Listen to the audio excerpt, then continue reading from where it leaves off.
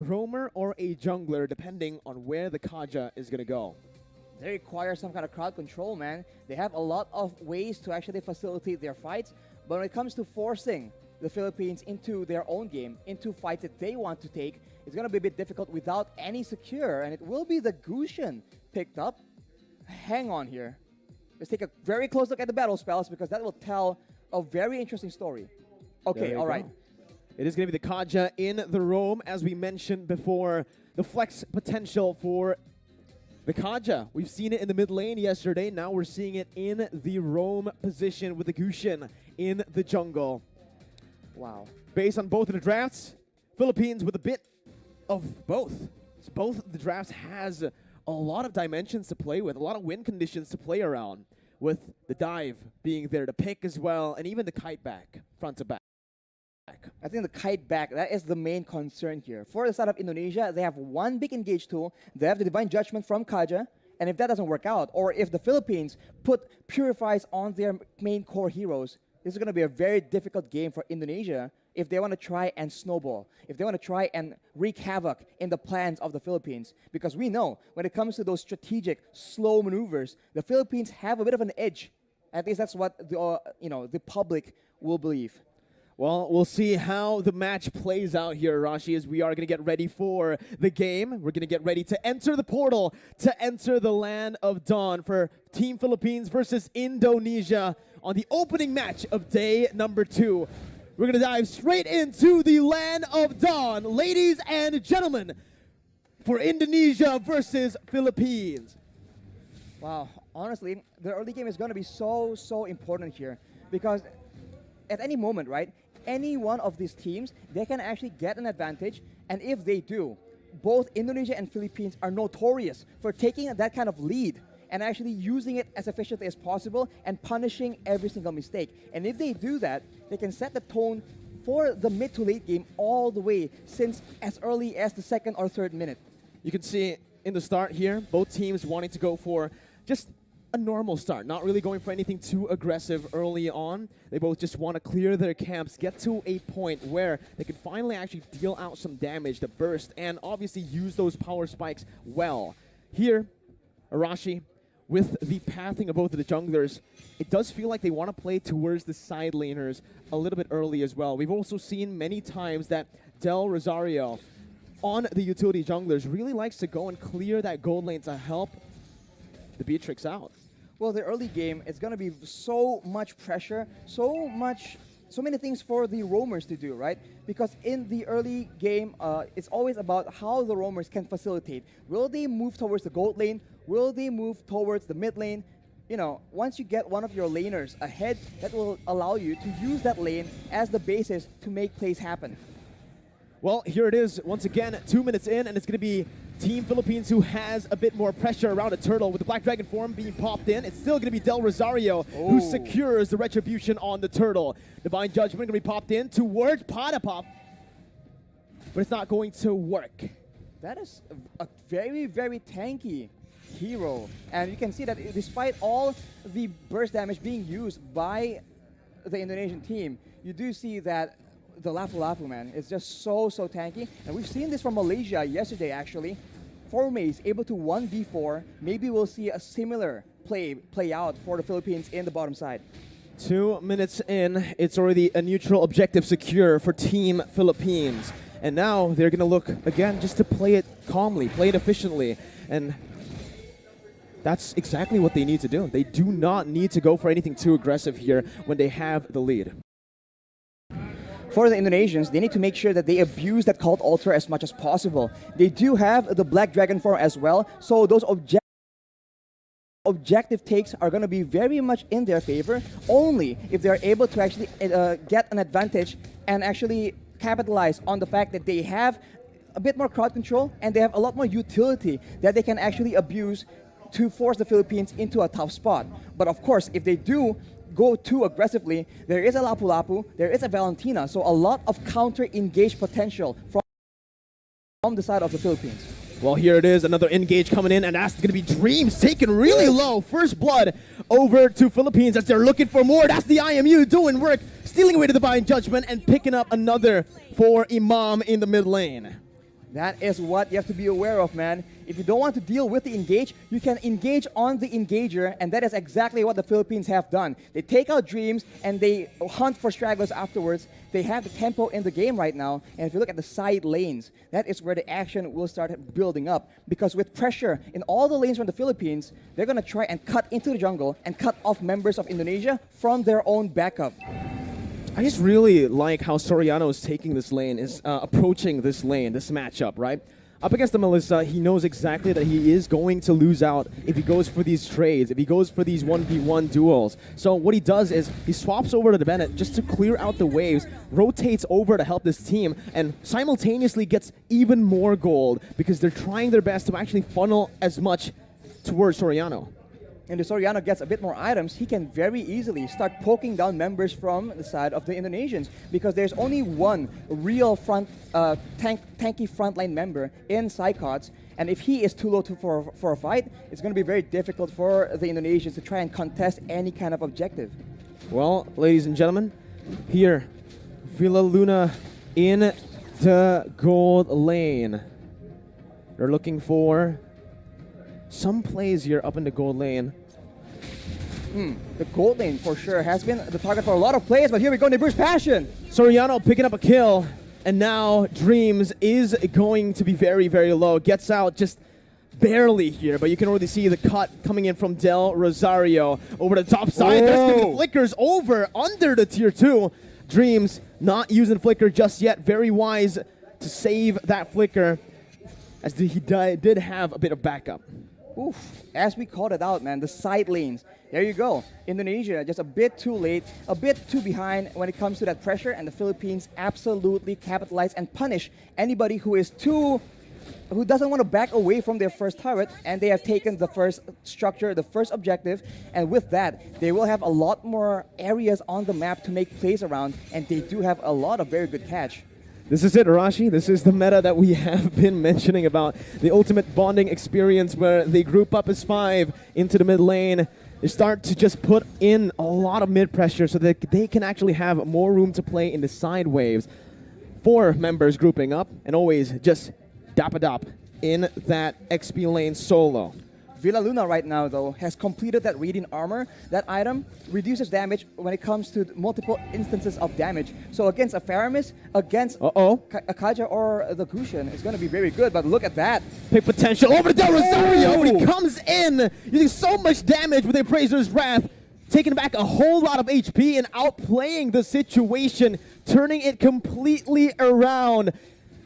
It's looking bad for Indonesia, as that's going to be the 3rd turtle over to Philippines with no trades on the board, no turrets, no kills so far. They put a trigger on that play with the objective to try and force the Philippines' hand, but instead the Philippines has all the answers. A tanky front line, 2 tanky front lines in fact, and a lot of utility to ensure that their member stays alive, and afterwards they can just chase and take out members of Indonesia one by one, and even then, they go for the pressure, and it seems like the Indonesians, they have to try and make a huge play happen or a massive pickoff, but it's going to be very difficult because the positioning from the Philippines is way too good. The setup, the positioning, and the trigger instantly onto Psychots, picking him up, baiting Indonesia over to that bottom side to pick up a free turret and 2 free kills in the process.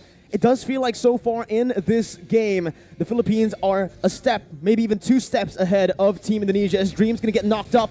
Imam looking for that follow-up, just to zone Indonesia away from the tier 2 as they look to start sieging down on every single turret.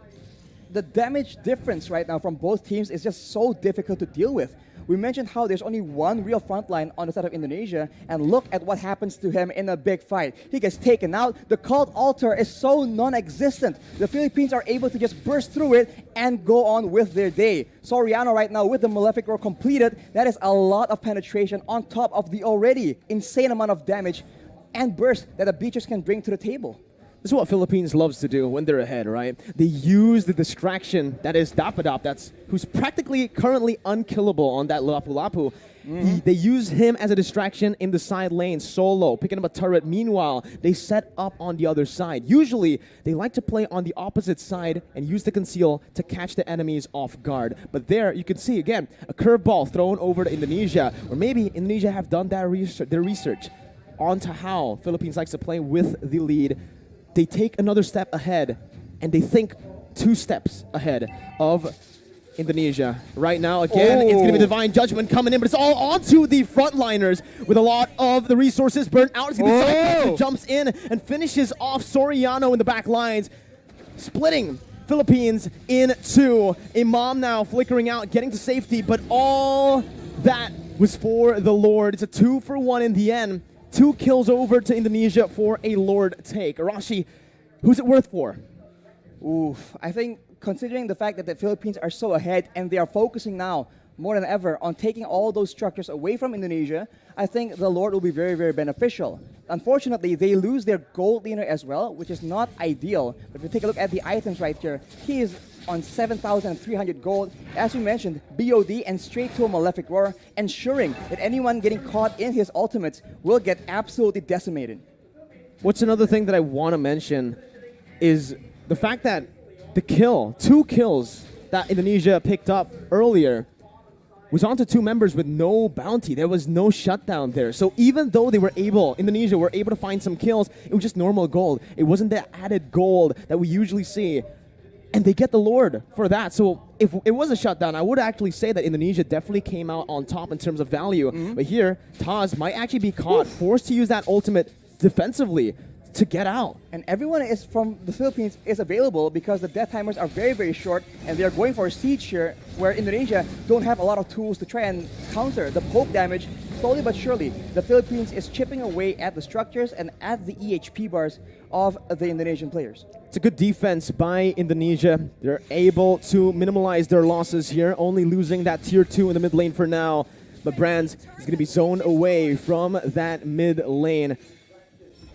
Philippines looking for that, but look at Psychots with the Petrify. He's able to find 2 on the flanks. Psychots absolutely massive as his engage has started a war that Indonesia can finally win here in this game. 3-for-0 trade as Indonesia look to climb, to crawl themselves back in this game.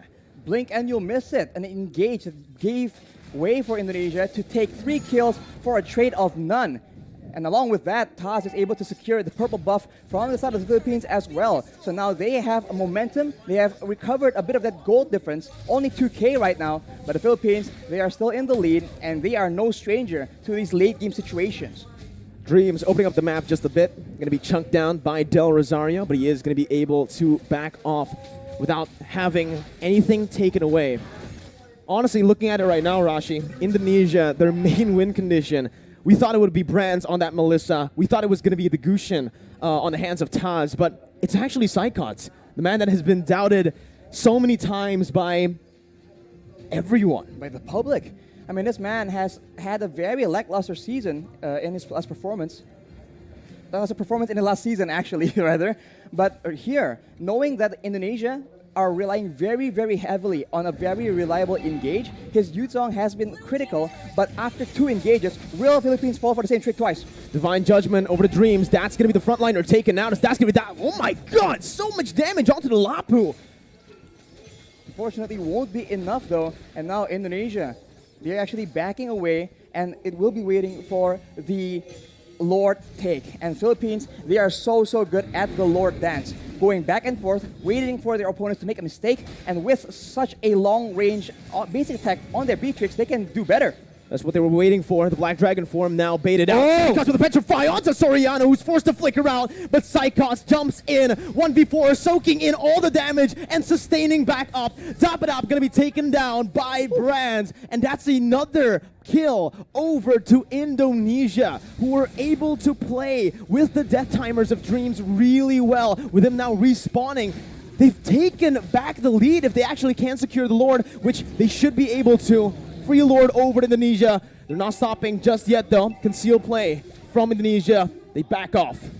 Back off for now, as the orange buff will be contested as well. So the Philippines are now on the back foot. And if we look at the composition, in a way, right, in the big team fights, there's a lot more DPS and utility available in the hands of the Indonesians. After that play, they go for the purple buff as well, and the Philippines have a huge problem on their hands. The Black Dragon form lasts for way too long. The Guiding Wind was used to try and buy some make some distance, buy some more time, but it was not enough. The Philippines must come up with a different solution, a different answer. A momentum shift in the 13th minute of the game. And now it's Philippines who have their backs against the wall with the Enhanced Lord marching in that top lane. Evo's legends here, Team Indonesia, are going to look to try to siege them down. Psychots once again with a Black Dragon form as Del Rosario tries his best to keep Psychots at bay. The damage comes through once again for the siege to take place, but that's going to be Dabadab who jumps in with the bravest fighter. But it's going to be a good disengage from Indonesia, backing off knowing that they have found some value. They've taken every single tier 2 except for the bottom lane. And look at how Psychos is playing around with his Petrify, man. He goes in for the Black Dragon form, but he doesn't always use that Petrify. And when you think about it, the Petrify is what makes these engages so dangerous. It guarantees the Furious Dive knockup, and that is what allows Indonesia to just be a lot more elusive. And as we talked about it earlier, this is what is so dangerous. They can feint around, act like they're about to engage a fight, and then back away. The Philippines need to identify the right moment and then adjust accordingly. Do they want to go and fight after the Black Dragon form is down, or do they want to just stall? Villaluna with that circling eagle over the branch, but it's going to be baited in with the cold ultra placed as well. Soriano targeted by the flanks, and that's going to be Taz who picks up the Beatrix. Soriano taken down, Brands in the midst of it all, still life stealing with his fire. Brad is massive. He is an absolute beast as he wins the battle for Indonesia. It's a 4-0 trade.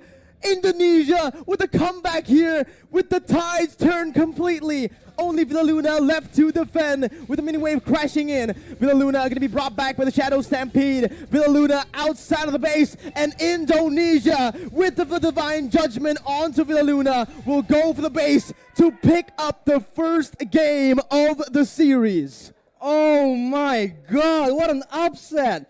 It looked like the Philippines were going to cruise to an easy victory, but the Indonesians pull through. 1-0 right now, and they have shown that against all odds, against all the hate and the doubters, they are here to stay. Give the MVP over to Psychos, man. Wow. What a performance and what a statement here. We predicted Philippines, man. Wow. Oh my goodness gracious. The Caster Curse strikes again. The Caster Curse strikes you again. You can never make a right prediction. It just does not work like that. Indonesia having an elite, but of course, you know, calm down a bit because the Philippines are no stranger to this position. What a performance here by Indonesia. But obviously, again, this is something that we spoke about earlier before the game started. We mentioned that for Team Indonesia, this new team that was formed is a very coin-flippy team. When they're behind, they will constantly look for these crazy engages, these crazy flanks to turn the tides around, and that's exactly what happened. They coin-flipped their way to victory. You mentioned it earlier, Arashi, that Hail Mary play that happened once, getting the Petrify and the Furious Dive onto both of the backliners. It might not be able to, like, Psychots might not be able to land that twice, right? He did it once. I don't think he's going to do it twice, but he did. He didn't need to, actually. All he needed to do was flank. So Soriano gets into position for Taz to pick off. That is what